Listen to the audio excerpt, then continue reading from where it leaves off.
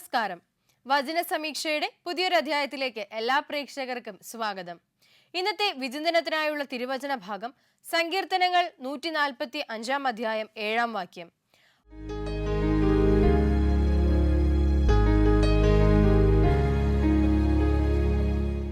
മനുഷ്യർ നിന്റെ ഭയങ്കര പ്രവൃത്തികളുടെ ബലം പ്രസ്താവിക്കും. ഏറ്റവും പ്രിയമുള്ളവരെ, ഈ ഒരു വചനത്തിന് മുൻപായിട്ട് പല സൂചനകളും വചനങ്ങളിലൂടെ തന്നെ വിശുദ്ധ ഗ്രന്ഥം നമുക്ക് നൽകുന്നുണ്ട്. നമ്മുടെ പ്രവൃത്തികൾ അത്രമാത്രം മഹത്വമുള്ളതാണെങ്കിൽ, നമ്മൾ ചെയ്യുന്ന പ്രവൃത്തികൾ അത്രമാത്രം അത്ഭുതം നിറഞ്ഞതാണെങ്കിൽ, നമ്മുടെ ദൈനംദിന ജീവിതത്തിൽ നമ്മൾ അനുഷ്ഠിക്കുന്ന നമ്മുടെ കടമകളും ചിട്ടവട്ടങ്ങളും ഒക്കെയും ദൈവത്തെ സ്തുതിക്കുന്ന രീതിയിൽ മറ്റുള്ളവർക്ക് നന്മപ്രദം ആകുന്നെങ്കിൽ അതൊക്കെയും മനുഷ്യൻ തന്നെ അതിനെക്കുറിച്ച് പ്രഘോഷിക്കും എന്ന് ഇവിടെ പറയപ്പെടുകയാണ്. ദൈവത്തെക്കുറിച്ചുള്ള വചന പ്രഘോഷണം നമ്മൾ ഒരുപാട് കേട്ടിട്ടുണ്ട്, നമ്മളും ചെയ്തിട്ടുണ്ട്, അല്ലെങ്കിൽ നമ്മുടെ പ്രവൃത്തികളിലൂടെ മറ്റുള്ളവർക്ക് സാക്ഷ്യം നൽകിയിട്ടുണ്ട്. എന്നാൽ ഒരു മനുഷ്യൻ മറ്റൊരു മനുഷ്യനെക്കുറിച്ച്, അവൻ്റെ പ്രവൃത്തികളെക്കുറിച്ച് പ്രഘോഷിക്കുക എന്ന് പറയുമ്പോൾ അവിടെ തീർച്ചയായിട്ടും അവനിൽ എന്തെങ്കിലും ഒരു നന്മ ഉറങ്ങിക്കിടപ്പുണ്ടെങ്കിൽ മാത്രമേ അതിന് സാധിക്കുകയുള്ളൂ. അങ്ങനെയെങ്കിൽ നമുക്ക് ചുറ്റുമുള്ളവരെ കുറിച്ച് പ്രഘോഷിക്കുവാൻ നമുക്കും സാധിക്കണ്ടേ? അതിന് ശുദ്ധിയുള്ള ഒരു ഹൃദയം വേണം, മറ്റുള്ളവരെ അംഗീകരിക്കുവാനുള്ള ഒരു ഹൃദയം. അതോടൊപ്പം തന്നെ നമ്മളെപ്പറ്റി മറ്റുള്ളവർ പ്രഘോഷിക്കാൻ നമ്മളും ഒരു വിഷയമായി മാറണം. അതെ, ചരിത്രത്തിന്റെ ഏടുകളിൽ വിശുദ്ധരെക്കുറിച്ച് ഇന്ന് ഓർത്തോർത്ത് പ്രഘോഷിക്കുന്നത് പോലെ നമ്മളും നല്ല മനുഷ്യരായാൽ, നല്ല ജീവിതങ്ങളായാൽ, നല്ല ജന്മങ്ങളായാൽ നമ്മെക്കുറിച്ചും മറ്റുള്ളവർ പുകഴ്ത്തിപ്പാടും. അത് കേവലം മനുഷ്യരുടെ പുകഴ്ചയല്ല, പിന്നെയോ ഭൂമിയിലെ പുകഴ്ചയേക്കാൾ ഉപരി സ്വർഗത്തിന് മുൻപാകെ മാലാഖമാർ നമ്മളെ പുകഴ്ത്തിപ്പാടുന്നതിന് തുല്യമായിട്ട് മാറും. അങ്ങനെ സ്വർഗത്തിലുള്ള നമ്മുടെ നിക്ഷേപം വർദ്ധിക്കുകയും ചെയ്യും. അതിന് ഈ വചനം നമ്മെ സഹായിക്കട്ടെ. വചന സമീക്ഷയുടെ ഈ അധ്യായത്തിലേക്ക് എല്ലാ പ്രേക്ഷകർക്കും ഒരിക്കൽ കൂടി സ്വാഗതം. ചൈനയിലെ ഒരു പ്രവിശ്യയിൽ ഒരു കന്യാസ്ത്രീ തന്റെ കൂട്ടുകാരായ സിസ്റ്റേഴ്സിനോടൊപ്പം പുഴ കടക്കാനായിട്ട് നിൽക്കുകയാണ്. അവർക്ക് ഈ പുഴ, വലിയൊരു പുഴ കടന്ന് മറുകരയിലേക്ക് എത്തണം. അവിടെയാണ് അവരുടെ മിഷൻ പ്രവർത്തനങ്ങൾ ചെയ്യേണ്ടത്. അങ്ങനെ വള്ളക്കാരനെ കാത്തു നിൽക്കാൻ തുടങ്ങിയിട്ട് ഒരുപാട് നേരമായി. ഒരുപാട് സമയം പിന്നിട്ടിട്ടും വള്ളക്കാരനെയോ കടത്തുകാരനെയോ ആരെയും കാണാതെ വന്നപ്പോൾ കൂടെയുണ്ടായിരുന്ന സിസ്റ്റേഴ്സൊക്കെ ഈ കന്യാസ്ത്രീയോട് പറയുന്നുണ്ട്, നമുക്ക് മറ്റെന്തെങ്കിലും വഴി നോക്കിയാലോ? നമ്മൾ ഇത്രയും നേരം നിന്നിട്ടും ദൈവം നമ്മെ പരീക്ഷിക്കുന്നത് പോലെ അല്ലേ? നമുക്ക് ആവശ്യത്തിനുള്ള സഹായകൻ നമുക്ക് വേണ്ടി അയച്ചില്ലല്ലോ, അല്ലെങ്കിൽ നമ്മുടെ അടുത്തേക്ക് വന്നില്ലല്ലോ. അപ്പോൾ ദൈവം ഇത് ആഗ്രഹിക്കുന്നില്ല, അവിടെ മിഷന് പോകാൻ ദൈവം ഇത് ആഗ്രഹിക്കുന്നില്ല എന്ന് പറയുകയാണ്. അപ്പോൾ ഈ കന്യാസ്ത്രീ തിരിച്ചു പറയുന്നുണ്ട്, ദൈവത്തിന്റെ ആഗ്രഹം ഉണ്ടോ ഇല്ലയോ, അല്ലെങ്കിൽ അത് സത്യമാണോ മിഥ്യയാണോ എന്നുള്ളതിലേക്ക് നമുക്ക് രണ്ടാമത് വരാം. പക്ഷെ ഇത് നമ്മൾ ദൈവത്തിനായി ഇറങ്ങിത്തിരിച്ച വഴിയാണ്.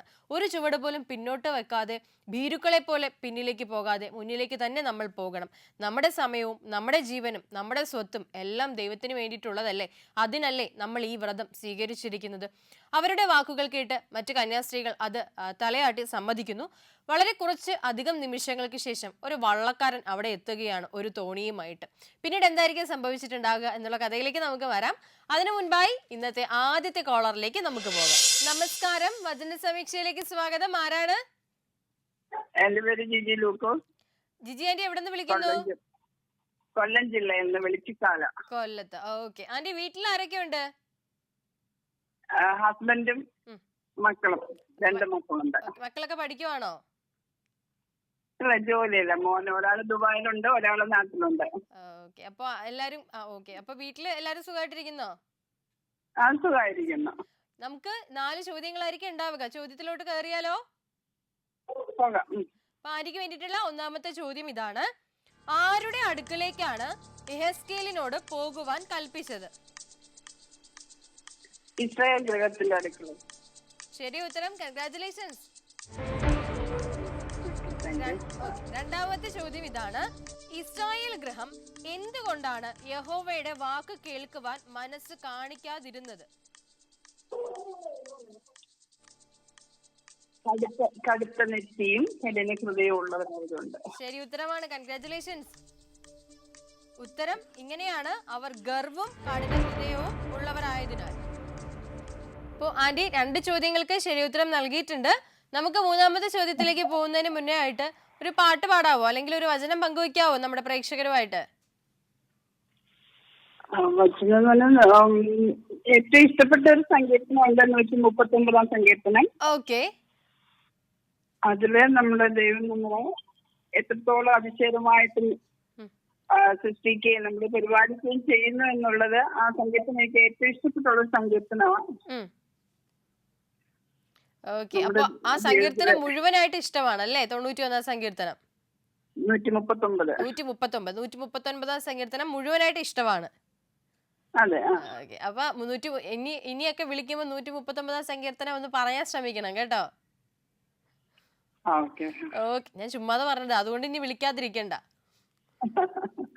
ഓക്കെ ആന്റി, അപ്പൊ നമുക്ക് മൂന്നാമത്തെ ചോദ്യത്തിലേക്ക് പോയാലോ? പോകാം. ചോദ്യം ഇതാണ്: അവർ ആരുടെ അടുക്കലേക്ക് യെഹെസ്കേലിനെ അയച്ചിരുന്നെങ്കിൽ അവർ അവന്റെ വാക്ക് കേൾക്കുമായിരുന്നു എന്നാണ് യഹോവ പറഞ്ഞത്. കനത്ത നാവുള്ളവരും വാക്ക് ഗ്രഹിക്കാത്തവരുമായ ജനതയുടെ അടുക്കലേക്ക്. ശരി ഉത്തരമാണ്, കൺഗ്രാറ്റുലേഷൻസ്. അതിന്റെ ഉത്തരം ഇങ്ങനെയാണ്: നിനക്ക് ഗ്രഹിക്കുവാൻ കഴിയാത്ത അവ്യക്ത സംഭാഷണവും കഠിന ഭാഷയുമുള്ള ജനതകൾ. നമ്മുടെ ബൈബിള് മാറുന്നതിൽ ചെറിയ വാക്കുകളുടെ വ്യത്യാസം വരുന്നത് കേട്ടോ. അതുകൊണ്ട് അതില് ഇങ്ങനെ പെട്ടെന്ന് തപ്പി നോക്കണ്ട, നമുക്ക് വാക്കിൽ ചെറിയ വ്യത്യാസങ്ങൾ വരും. അത് തന്നെയാണ് ഉത്തരം, ശരി തന്നെയാണ്, സെയിം ആണ്. ലാസ്റ്റ് ക്വസ്റ്റ്യനിലേക്ക് പോയാലോ? ചോദ്യം ഇതാണ്: യഹോവ യെഹെസ്കേലിന്റെ മുഖവും നെറ്റിയും നിഷേധികളായവരുടെ മുഖത്തിനും നെറ്റിക്കും നേരെ എങ്ങനെയാണ് ആക്കിയിരിക്കുന്നത്?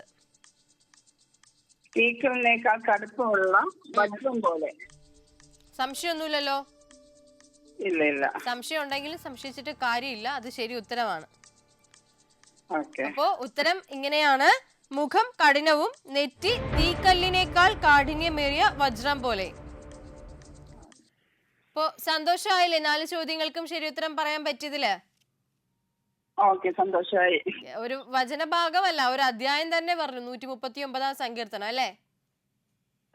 എന്തായാലും ആന്റി വലിയൊരു കൺഗ്രാറ്റുലേഷൻസ്. ഇനിയും വിളിക്കാം കേട്ടോ വചന സമീക്ഷയിലേക്ക്. Okay aunty, thank U.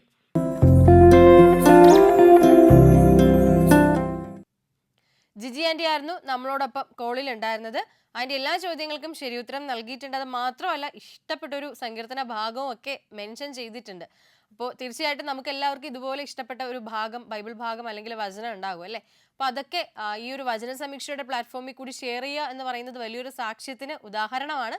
അപ്പോൾ ആന്റിക്കും ആന്റിയുടെ കുടുംബത്തിനും എല്ലാ ഭാവുകങ്ങളും പ്രാർത്ഥന ആശംസകളും നേരുന്നു. നമുക്ക് നമ്മുടെ കഥയിലേക്ക് മടങ്ങി വരാം. ഒരു കന്യാസ്ത്രീയും കൂടെയുള്ളവരും കൂട്ടാളികളും ഒരു പുഴ കടന്നു പോകാനായിട്ട് നിൽക്കുന്ന സാഹചര്യത്തിൽ കുറേ നേരം അവർ വെയിറ്റ് ചെയ്ത് നിന്നപ്പോൾ, അല്ലെങ്കിൽ കുറേ നേരം കാത്തു നിന്നപ്പോൾ ഒരു വള്ളക്കാരൻ വരികയാണ്. വള്ളത്തിലേക്ക് ഇവർ കയറുന്നു.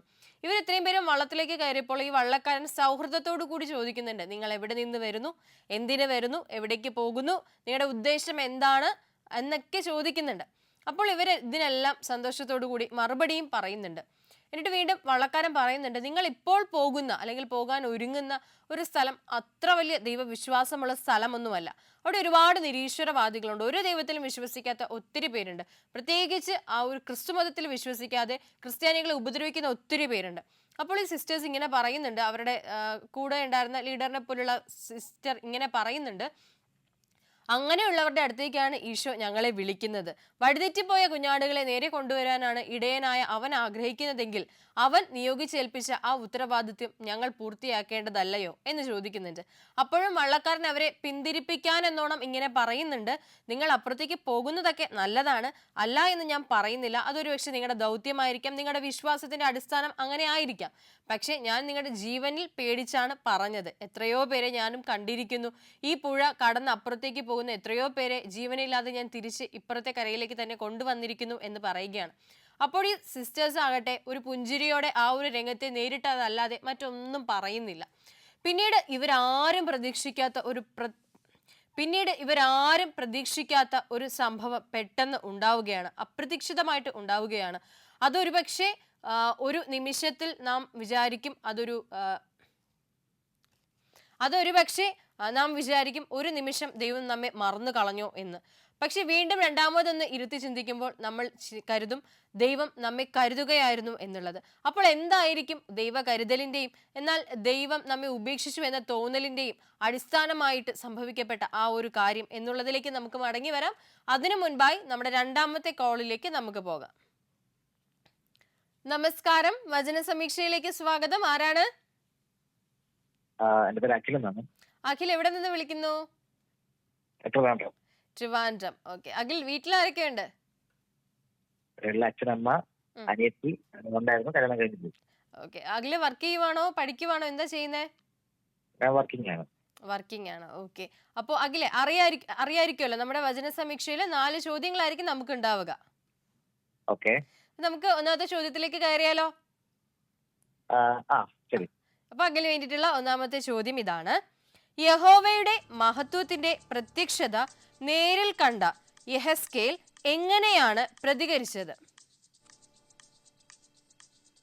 ഓപ്ഷൻസ് എന്തെങ്കിലും ഉണ്ടോ അതോ? ഇല്ല, ഓപ്ഷൻസ് ഇല്ല, നമുക്ക് ഉത്തരം ഡയറക്റ്റ് ആയിട്ട് പറയാം. ഒന്നും പറയാം ക്വസ്റ്റ്യൻ. യഹോവയുടെ മഹത്വത്തിന്റെ പ്രത്യക്ഷത നേരിൽ കണ്ട യെഹെസ്കേൽ എങ്ങനെയാണ് പ്രതികരിച്ചത്? കമിഴ്ന്ന് വീണു. സംശയമുണ്ടോ? ഇല്ല, തോന്നുന്നു അത് തന്നെയാണ്. ഓക്കെ, ശരി ഉത്തരമാണ്. കൺഗ്രാറ്റുലേഷൻസ്. ഉത്തരം ഇങ്ങനെയാണ്, കമിഴ്ന്ന് വീണു അല്ലെ? കവിണ്ണു വീണു, ഇവിടുത്തെ ബൈബിൾ പ്രകാരം ഉള്ളതാ. ഓക്കെ, അപ്പൊ നമുക്ക് രണ്ടാമത്തെ ചോദ്യത്തിലേക്ക് പോയാലോ? ചോദ്യം ഇതാണ്: യഹോവയുടെ മഹത്വത്തിന്റെ പ്രത്യക്ഷത കണ്ടുകൂടാതെ യെഹെസ്കേൽ കേട്ടത് എന്തായിരുന്നു? യഹോവയുടെ മഹത്വത്തിന്റെ പ്രത്യക്ഷത കണ്ടതുകൂടാതെ യെഹെസ്കേൽ കേട്ടത് എന്തായിരുന്നു? കേട്ടതല്ലേ, സംസാരിക്കുന്ന ശബ്ദം, ഒരുവന്റെ ശബ്ദം. ശരി ഉത്തരമാണ്. കൺഗ്രാറ്റുലേഷൻസ്. സംശയമൊന്നും വേണ്ട. ഉത്തരം ഇങ്ങനെയാണ്, സംസാരിക്കുന്ന ഒരുവന്റെ ശബ്ദം. ഇപ്പോ അതിൽ 2 ചോദ്യങ്ങളിൽ ശരി ഉത്തരം നൽകിയിട്ടുണ്ട്. അപ്പൊ സന്തോഷമൊക്കെ തോന്നുന്നില്ലേ ചെറുതായിട്ട്? ചെറുതായിട്ടാണോ വലുതായിട്ടോ? വലുതായിട്ട്. അങ്ങനെയാണെങ്കിൽ നമുക്ക് ഒരു പാട്ട് പാടിയാലോ? എന്നാ പാടിക്കോളൂ.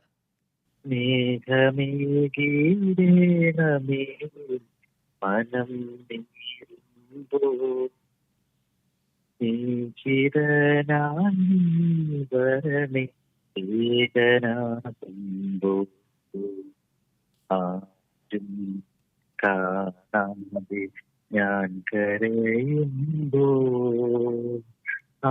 ആരോടും പറയാതെ ഞാൻ ഒരു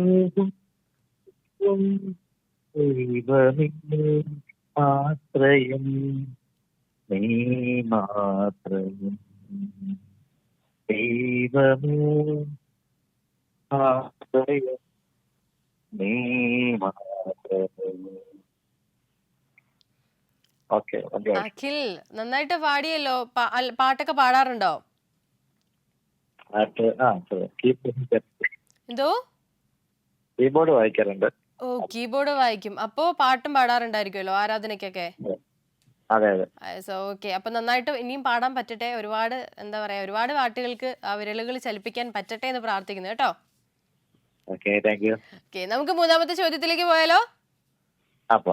ചോദ്യം ഇതാണ്: കവിണ്ണു വീണ് കിടക്കുന്ന യെഹെസ്കേലിനോട് യഹോവ അരുളി ചെയ്തത് എന്താണ്?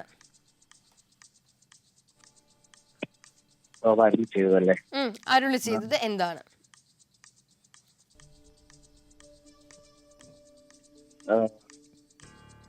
മനുഷ്യപുത്ര നിവർന്നു നിൽക്കുക. അത്രയാണോ? ഇനിയുണ്ടോ? ഇനി ഇച്ചിരി കൂടെ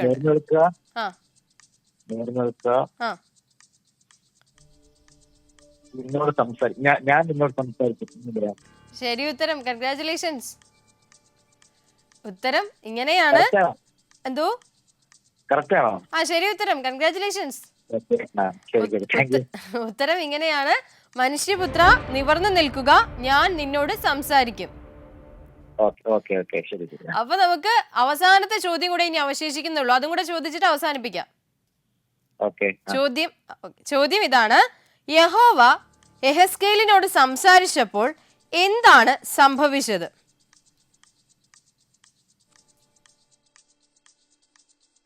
ആത്മാവ് ഉം. ആത്മാവ് പാദങ്ങളിൽ വന്ന് ഉം. അവന്റെ പാദങ്ങളിൽ ഉം. നിർത്തി. ഉം. ആ, പിന്നെ എന്തോ ഒരു കാര്യം കൂടി സംഭവിക്കും. യഹോവ സംസാരിക്കുന്നത് കേട്ടു. ശരി ഉത്തരമാണ്. കൺഗ്രാറ്റുലേഷൻസ്. അവന്റെ ഉത്തരം ഇങ്ങനെയാണ്: ആത്മാവ് അവനിലേക്ക് വന്ന് അവനെ അവന്റെ പാദങ്ങളിൽ നിർത്തി. യഹോവ സംസാരിക്കുന്നത് അവൻ കേട്ടു. അഖിൽ 4 ചോദ്യങ്ങൾക്ക് ശരി ഉത്തരം നൽകിയിട്ടുണ്ട്. ഇനിയും പാട്ടൊക്കെ പഠിച്ചിട്ട് വിളിക്കാട്ടോ വചന സമീക്ഷയിലേക്ക്. പുതിയ പാട്ടൊക്കെ നമുക്ക് നമ്മുടെ ഈ ഒരു പ്ലാറ്റ്ഫോമിൽ കൂടി നമുക്ക് പ്രേക്ഷകരെ കേൾപ്പിക്കാം. Okay, thank U Akhil. ഇനിയും വിളിക്കാം. Thank you so much. Okay. തിരുവനന്തപുരത്ത് നിന്നും അഖിലായിരുന്നു നമ്മളോടൊപ്പം കോളിൽ ഉണ്ടായിരുന്നത്. വളരെ നല്ല രീതിക്ക് തന്നെ ഉത്തരങ്ങൾ പറഞ്ഞു, നന്നായിട്ടൊരു പാട്ടൊക്കെ പാടി. തീർച്ചയായിട്ടും അഖിലിനെയും കുടുംബത്തെയും ഒക്കെ ഓർത്ത് പ്രാർത്ഥിക്കുന്നു. ഈശോ എല്ലാ അനുഗ്രഹങ്ങളും നൽകട്ടെ. നമുക്ക് നമ്മുടെ കഥയിലേക്ക് മടങ്ങി വരാം. നമ്മുടെ സിസ്റ്റേഴ്സ് സഞ്ചരിച്ച, അല്ലെങ്കിൽ ആ കന്യാസ്ത്രീകൾ സഞ്ചരിച്ച ആ ഒരു വള്ളം മുന്നിലേക്ക് കുറച്ചുകൂടി പോകുമ്പോൾ ഒരു കുറ്റിയിലേക്ക് അത് തടഞ്ഞ് വള്ളം കമിഴ്ന്ന് മറിഞ്ഞ് വീഴുകയാണ്. പെട്ടെന്ന് ഈ സിസ്റ്റേഴ്സ് എല്ലാം വെള്ളത്തിലേക്ക് വീഴുന്നു. വള്ളക്കാരൻ വള്ളത്തിൽ നിന്നും എടുത്തു ചാടുന്നു. ഇവരെ രക്ഷിക്കുവാനുള്ള ശ്രമം നടത്തുന്നു. അങ്ങനെ വളരെ കുറച്ചധികം നിമിഷം ഭയാനകമായിട്ടുള്ള അന്തരീക്ഷമായിരുന്നെങ്കിൽ പോലും അവിടെ നിന്നും സിസ്റ്റേഴ്സ് രക്ഷപ്പെടുകയാണ്. ഈ വള്ളക്കാരൻ അവരെ രക്ഷിച്ച് കരയിലേക്ക് കൊണ്ടുപോവുകയാണ്. പക്ഷെ ഇവർ ആഗ്രഹിച്ചിരുന്നത് പോലെ ഇവർക്ക് മറുകരയിലേക്ക് പോകാൻ സാധിച്ചോ എന്ന ചോദ്യത്തിന് ഇല്ല എന്നാണ് ഉത്തരം. ഇവർ എവിടെ നിന്ന് പുറപ്പെട്ടോ അവിടേക്ക് തന്നെ അവർക്ക് മടങ്ങി പോകേണ്ടി വന്നു. അപ്പോൾ ഇതിൽ കുറച്ച് സിസ്റ്റേഴ്സൊക്കെ അതിൽ വിഷമിച്ച് പറയുകയാണ്, അല്ലെങ്കിൽ നമ്മളൊരു കാര്യം ആഗ്രഹിച്ചതാണല്ലോ, പക്ഷെ അവിടേക്ക് പോകാൻ ഈശോ നമ്മളെ അനുവദിച്ചില്ലല്ലോ, ഒരുപക്ഷെ ഇത് ഒരു പ്രതിസന്ധി ആയിരുന്നിരിക്കാം, നമ്മൾ ഇതിനെ തരണം ചെയ്ത് അപ്പുറത്തേക്ക് പോകണമായിരുന്നു എന്ന് പറയുകയാണ്. എന്നാൽ മറ്റൊരു കൂട്ടം കന്യാസ്ത്രീകൾ ഇപ്രകാരം പറയുന്നുണ്ട്: ഇല്ല, ഒരുപക്ഷെ ഇത് ഈശോ നമ്മെ രക്ഷിച്ചതാകാം, എന്ത് തന്നെ ആയാലും ഇന്നിനി നമ്മുടെ യാത്ര നമുക്ക് ഒഴിവാക്കാം എന്ന് പറയുകയാണ്. അങ്ങനെ സിസ്റ്റേഴ്സ് അവിടെ നിന്നും മടങ്ങി പോവുകയാണ്. പോകുന്ന വഴിക്ക് അവർ മറ്റൊരാളെ കണ്ടുമുട്ടുന്നു, ഒരു വ്യക്തിയെ കണ്ടുമുട്ടുന്നു. അയാൾ ഓടിക്കിതച്ച് ഇവരുടെ അടുത്തേക്ക് വരികയാണ്. ഇവർ പെട്ടെന്ന് ചോദിക്കുന്നുണ്ട്: അല്ലയോ സഹോദര, താങ്കൾ എന്തിനാണ് ഇത്രയും വെപ്രാളപ്പെട്ട് അല്ലെങ്കിൽ ഇത്രയും തിടുക്കം കാട്ടി എവിടേക്കാണ് ഓടിപ്പോകുന്നത്? അപ്പോൾ അയാൾ നൽകുന്ന ഒരു മറുപടിയുണ്ട്: ഞാൻ നിങ്ങളെ അന്വേഷിച്ച് വരികയായിരുന്നു, നിങ്ങൾ ഇത്രയും പേരും എല്ലാവരും ജീവനോടെ ഉണ്ടല്ലോ അല്ലേ? അപ്പോൾ ഇവർ ചോദിക്കുകയാണ്: ഞങ്ങൾക്ക് എന്ത് പറ്റാനാണ്, എന്ത് അപകടം പറ്റാനാണ്? അപ്പോൾ ഇയാൾ ഉറക്കെ പറയുന്നുണ്ട്: ഹല്ലേലൂയ, സ്തോത്രം, ഈശോയെ നന്ദി, ഈശോയെ സ്തുതി എന്ന് പറയുന്നു. എന്നിട്ട് ഇവരോട് അതിനെക്കുറിച്ച് വിശദീകരിക്കുന്നു. നിങ്ങൾ ഒരുപക്ഷെ മറുകരയിലേക്ക് പോയിരുന്നുവെങ്കിൽ നിങ്ങളിൽ ആരും മടങ്ങി വരികയില്ലായിരുന്നു. ഇവിടെ നിന്നും നിങ്ങൾ പുറപ്പെടുന്നു എന്ന വാർത്ത കിട്ടിയത് മുതൽ ഒരു കൂട്ടം ക്രൈസ്തവർ അല്ലാത്ത കുറേയേറെ മനുഷ്യർ നിങ്ങളെ വധിക്കുവാനായി അവിടെ വാളും പരിചയമായിട്ട് നിൽപ്പുണ്ടായിരുന്നു. ദൈവമാണ് നിങ്ങളെ രക്ഷിച്ചത്. അതുകൊണ്ടായിരിക്കാം ഒരുപക്ഷെ ആ ഒരു വള്ളം മറിഞ്ഞു വീണത്. ഏറ്റവും പ്രിയമുള്ളവരെ, നമുക്ക് ഈ ഒരു കഥയിൽ നിന്നും അല്ലെങ്കിൽ ഈ ഒരു സാഹചര്യത്തിൽ നിന്നും നമ്മുടെ ജീവിതത്തിലേക്ക് എടുക്കാൻ സാധിക്കുന്ന, നമ്മുടെ ജീവിതവുമായി ബന്ധപ്പെട്ട് കിടക്കുന്ന ചില കാര്യങ്ങളുണ്ട്. അതെന്തൊക്കെയാണെന്ന് നോക്കാം. അതിനു മുൻപായി നമ്മുടെ ഇന്നത്തെ അവസാനത്തെ കോളിലേക്ക് പോയി വരാം. നമസ്കാരം, വചന സമീക്ഷയിലേക്ക് സ്വാഗതം. ആരാണ്? സൂസൻ ആന്റി, മല്ലപ്പള്ളിന്ന് വിളിക്കുന്നു അല്ലേ? ഓക്കെ ആന്റി, വീട്ടിൽ ആരൊക്കെയുണ്ട്? ഇപ്പൊ ഞാനും ഭർത്താവുമേ ഉള്ളൂ, 2 പിള്ളേരുണ്ട്. അവരൊക്കെ പഠിക്കുവാണോ, ജോലി ചെയ്യുവാണോ? ജോലി ചെയ്യുവാണോ? ഓക്കെ. അപ്പം വീട്ടില് അങ്കിള് സുഖമായിട്ടിരിക്കുന്നോ? അവിടെ മല്ലപ്പള്ളിയിൽ മഴയൊക്കെ ഉണ്ടോ? രാത്രിയിൽ നല്ല മഴയാ അല്ലേ? അപ്പൊ ആന്റി അറിയാലോ, നമുക്ക് 4 ചോദ്യങ്ങളായിരിക്കും ഉണ്ടാവുക. നമുക്ക് ഒന്നാമത്തെ ചോദ്യത്തിലേക്ക് പോകാം.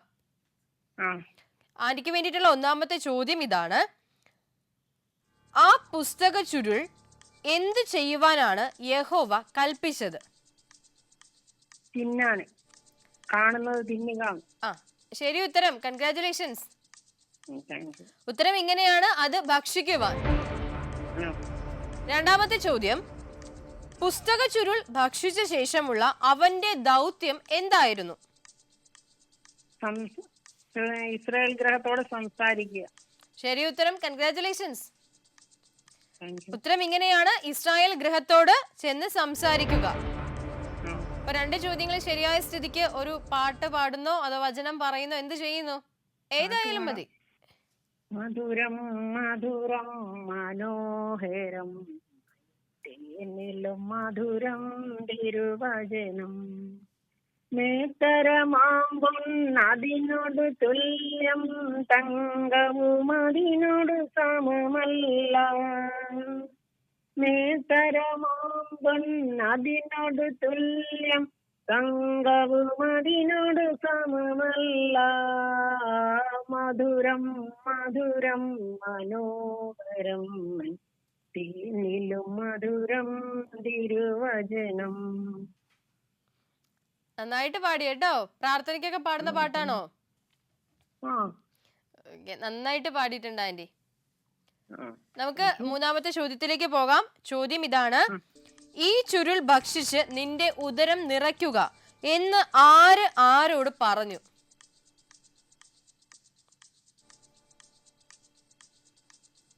യെഹെസ്കേലിനോട് ദൈവം. സംശയം വേണ്ട. എന്തിനാ സംശയത്തിന്റെ ഒരു ധ്വനി അതിൽ വരുന്നത്? ശരി ഉത്തരമാണ്. കൺഗ്രാറ്റുലേഷൻസ്. ആ, ആ, ആ. ഉത്തരം ഇങ്ങനെയാണ്: യഹോവ യെഹെസ്കേലിനോട്. അതെ. ലാസ്റ്റ് ചോദ്യം ചോദിക്കുവാണേ. ആ. യെഹെസ്കേൽ ഭക്ഷിച്ച ആ ചുരുളിന്റെ രുചി എന്തായിരുന്നു? കയ്പ്. ഉദരം നിറയെ കയ്പ്. കയ്പാണോ? ഞാൻ നിനക്ക് തരുന്ന ഈ ചുരുൾ നീ വയറ്റിലാക്കി ഉദരം നിറയ്ക്കുക കൽപ്പിച്ചു. അങ്ങനെ ഞാൻ തിന്നു. വായിൽ തേൻ പോലെ മധുരമായിരുന്നു. ആ, ശരി ഉത്തരം. കൺഗ്രാറ്റുലേഷൻസ്. ആ. എന്റെ ഉത്തരം ഇങ്ങനെയാണ്: വായിൽ തേൻ പോലെ മധുരമായിരുന്നു. ആ. അപ്പൊ 4 ചോദ്യങ്ങൾക്കും ശരി ഉത്തരം നൽകിയിട്ടുണ്ട്. ഒരു പാട്ടൊക്കെ പാടിയിട്ടുണ്ട്. ഹാപ്പി അല്ലേ ആന്റി? ഹാപ്പി അല്ലേ? ആ, ആണ്. Okay aunty. അപ്പൊ ഇനിയും വിളിക്കാം കേട്ടോ വചന സമീക്ഷയിലേക്ക്. ആ, നിങ്ങളും ഹാപ്പിയാണോ? ആ, ഞങ്ങള് പിന്നെ ഹാപ്പി. ആന്റി ഒക്കെ ഇങ്ങനെ സംസാരിക്കുമ്പോ വൈബ്രൻസി നമുക്ക് ഫീൽ ചെയ്യുമല്ലോ, അപ്പൊ നമ്മള് ഹാപ്പിയാ. നിങ്ങൾക്ക് വേണ്ടി പ്രാർത്ഥിക്കണേ. ആ, ഉറപ്പായിട്ടും ആന്റി. പ്രാർത്ഥിക്കാം, പ്രാർത്ഥിച്ചോളാം. Okay, thank U.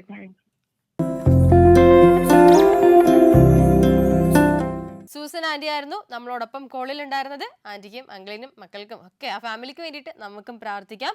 എല്ലാ അനുഗ്രഹങ്ങളും ഈശോ നൽകട്ടെ. നമുക്ക് നമ്മുടെ കഥയുടെ അവസാനത്തിലേക്ക് കൂടി ഒന്ന് മടങ്ങി വരാം. അപ്പോൾ ഈ കന്യാസ്ത്രീകളൊക്കെയും സന്തോഷത്തോടു കൂടി തന്നെ ദൈവത്തെ സ്തുതിച്ചുകൊണ്ട് അവിടെ നിന്ന് മടങ്ങി പോവുകയാണ്. ഏറ്റവും പ്രിയമുള്ളവരെ, ഈ ഒരു കഥയുമായിട്ട് നമ്മുടെ ജീവിതത്തെ തന്നെ നമുക്കൊന്ന് ബന്ധപ്പെടുത്താം. വേറെ മറ്റാരുടെയും ജീവിതമല്ല, സ്വന്തം ജീവിതം ഒന്ന് വിലയിരുത്തി നോക്കിക്കേ. പലപ്പോഴും ഇങ്ങനെ തന്നെയല്ലേ? നമ്മൾ ഈശോയുമായിട്ട് ബന്ധപ്പെട്ട അല്ലെങ്കിൽ ദൈവവുമായിട്ട് ബന്ധപ്പെട്ട യഹോവയുമായിട്ട് ബന്ധപ്പെട്ട കാര്യങ്ങൾക്ക് ദൈവവേല ചെയ്യുവാനായിട്ട് ഇറങ്ങുന്ന സമയങ്ങളിൽ പല പ്രശ്നങ്ങളും പ്രതിസന്ധികളും നമ്മുടെ ജീവിതത്തിലേക്ക് വരാറുണ്ട്.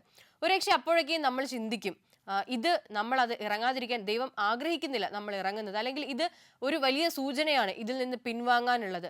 പക്ഷെ അപ്പോഴും ദൈവം ആഗ്രഹിക്കുന്നത് ഒരു പക്ഷെ അതിൽ നിന്നും അതിനെ കടന്നുകൊണ്ടുള്ള, അതിനെ അതിജീവിച്ചുകൊണ്ടുള്ള നമ്മുടെ മുന്നേറ്റമാകാം. ഒരുപക്ഷെ നമ്മുടെ ജീവൻ മരണ പോരാട്ടമാണ് അവിടെ നടക്കുന്നതെങ്കിൽ അവിടെ താങ്ങായും തണലായും ദൈവമുണ്ടാകും എന്നതിന് സംശയമില്ല. ഈ കഥയും അത് തന്നെയാണ് നമ്മളെ പഠിപ്പിക്കുന്നത്. നമ്മുടെ മുന്നിലുണ്ടാകുന്ന ചെറിയ ചെറിയ പ്രതിസന്ധികളെ, ആദ്യം വള്ളം വരാൻ വൈകിയതുപോലെ നമ്മുടെ ജീവിതത്തിലും ചില നേരത്ത് ചില താമസങ്ങൾ ഉണ്ടാകും. ആ താമസങ്ങളെ അതിജീവിച്ച് മുന്നിലേക്ക് പോകുമ്പോൾ അവിടെ നമ്മുടെ ജീവന് ഹാനിയായിട്ട് എന്തെങ്കിലും ഉണ്ടെങ്കിൽ അത് ദൈവം നോക്കിക്കോളും. പക്ഷെ അതിനെ അതിജീവിക്കുവാനുള്ള, ചെറിയ തടസ്സങ്ങളെ അതിജീവിക്കുവാനുള്ള ഒരു മനസ്സ് നമുക്കുണ്ടാകണം, ആ കന്യാസ്ത്രീകൾ പ്രവർത്തിച്ചതുപോലെ. അപ്പോൾ അങ്ങനെയുള്ളൊരു മനസ്സ് നമുക്ക് എല്ലാവർക്കും ഉണ്ടാകട്ടെ. ഈ കഥ അതിനെ ഇത്തിരിയെങ്കിലും, കുറച്ചുപേരെയെങ്കിലും ഒന്ന് സ്വാധീനിക്കട്ടെ എന്ന് ആശംസിക്കുന്നു, പ്രാർത്ഥിക്കുന്നു. വചന സമീക്ഷയുടെ ഈ അധ്യായം ഇവിടെ പൂർണ്ണമാകുന്നു. പുതിയൊരു അധ്യായത്തിൽ നമുക്ക് വീണ്ടും കണ്ടുമുട്ടാം. നന്ദി, നമസ്കാരം.